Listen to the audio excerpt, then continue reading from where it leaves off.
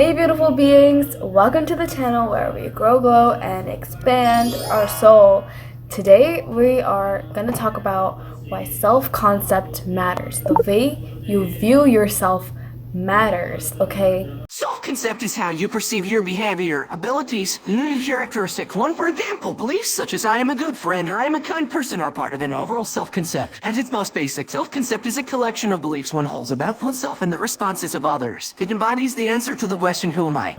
Because imagine if you want to be a good athlete, you want to work out well, you want to eat healthy, you want to feel pretty. Well, if you view yourself as being lazy, if you view yourself as always wanting to eat junk food, always wanting to just not move, always wanting to say bad things to yourself, how do you expect yourself to accomplish those tasks, to be that person, if your thoughts and your beliefs about yourself say otherwise? It is important how you talk about yourself and how you talk about yourself to others too, out loud. So if you're wanting to appear more confident and believe in yourself, be a decisive person or whatever you want to be, whatever your self-concept is, you have to tell yourself, you have to tell others too. You have to make others believe that too. Because first, not only have to make yourself believe that, but you also, if you can make yourself believe that, also make sure you are being consistent with and showing up that way for others too.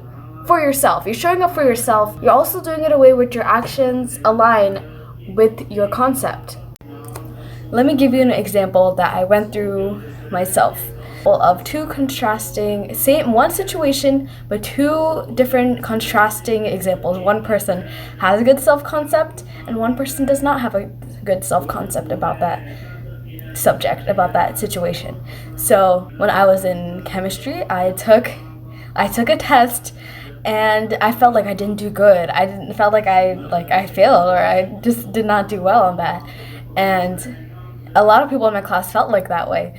But one of my friends was like, "Oh my God, like I deserve a chocolate. I deserve all these treats because I worked so hard to do this test, and they don't really care about the grade that much." And I was like, "Oh my God, I didn't do well. I feel like I don't deserve anything. I should just like be sad and mourn about this, complain about this. I don't think I did well.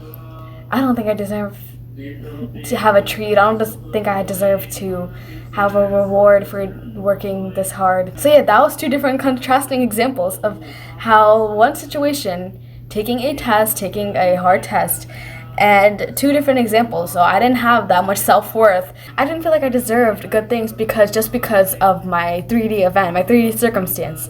But that should not be the case. That should not be the case. Oh my God, the sunlight. Okay, along with working on yourself, it's important to feel like you deserve your manifestations. You deserve to live a good life. You are worthy. You are enough. No matter what your circumstances show, you are more than enough. You have enough. I do enough. I have enough. I am enough.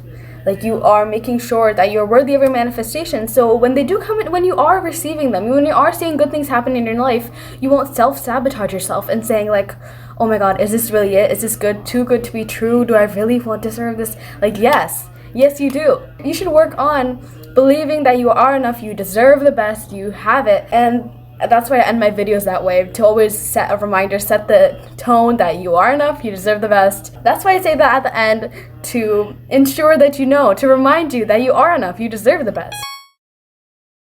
So the way you could work on, for example, I was giving like working out or eating healthy. So if you want to incorporate those qualities into your life, if you want to be that way, start viewing yourself in that manner. So how would you do that? How would you even start viewing that? So you could do that through affirmations, through visualization, through seeing yourself that way. How can you see yourself that way? You can affirm that you are that way. You can think of a person that you admire in that category, and you can think about channeling, like it sounds a little bit crazy, but channeling their qualities within you, like while you're doing it. I've seen some people talk about this, like Elmer was recently talking about how like while he's working out, he's thinking of The Rock.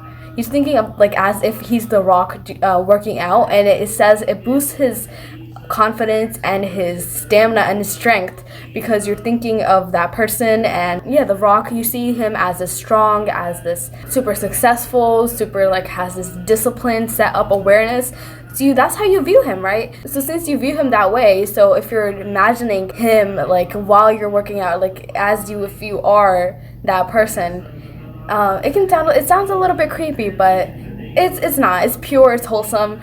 So don't take it that way, but that's how it works, and it helps you. So you can have, if you have a person that you admire, that you like, you could go ahead and while you're doing a specific activity, like if you're trying to pick out foods or if you're trying to work out, you can think of that person's qualities because you view them that way. So if you're gonna take on that yourself, it's going to be more easier to align with that also. So slowly, step by step, you will slowly align with that vision, with that way you view yourself. And same with confidence too. If you want to view yourself as confident, maybe imagine someone that's more confident. Like, who is that? Maybe it doesn't have to be someone else. It could be you. Who is the version of you? What would they wear? What would they look like? How would they present themselves? How would they talk? If someone said something to take advantage of you, how would you react? How would your most confident self react to that?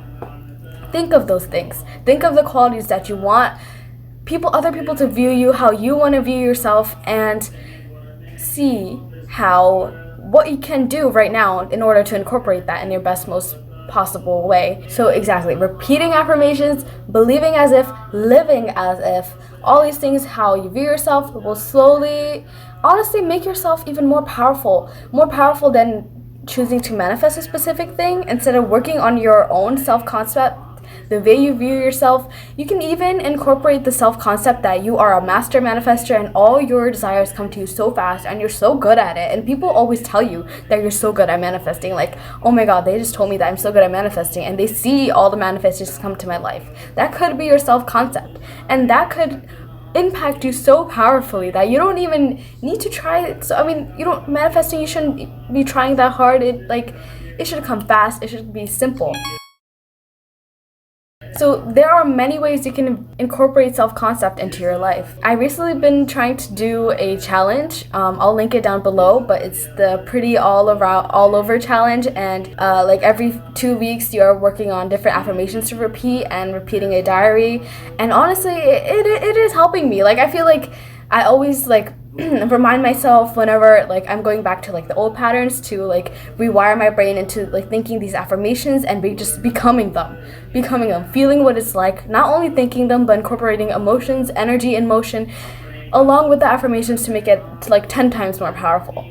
And how would you act? How would you feel? Okay, another fun thing you can do that I realized recently is that just watching or reading about things about how you view yourself. Because when I read about things that I recently made this video of webtoons, when I read about the main characters, female leads who are more confident and more bold, more powerful, more in their power, I feel like I become like the main character too after reading them. But if I read about a character who's a little bit more sad, more not as powerful and just a little bit more insecure, I guess. I mean, nothing wrong with those characters, but I feel like those qualities kind of just shift into me temporarily. What I'm trying to say is watch more things, watch more movies, read more books about how you want to view yourself. So for example, another example was I was watching lots of videos on Miju and her Learn to Way show. And she is I don't know if you know her, but she's very confident, she's very bold, she's very funny, she's very outgoing, I guess she's extroverted and bubbly. And those are some qualities I want to incorporate more into myself. And while I was watching her, I kind of felt that way. I kind of watched a couple episodes and I kind of found myself acting that way, So you can easily influence our energies. So don't make it feel like it's so hard, it's overcomplicated. It's easy, it's natural, and it's fun. It's fun. You can be a new person. You can be in your identity. You can shift into the best version of yourself at any moment. It's so fun. It's so natural. It's so easy. And all it takes is consciousness, self-awareness, and you got this. It's easy. It's fun. So I hope this video was helpful, and I hope you start viewing yourself in a more positive way. And don't let yourself always feel like you're worthy. Always feel like you're enough. And don't ever feel like you don't deserve things, or like, just no, you do.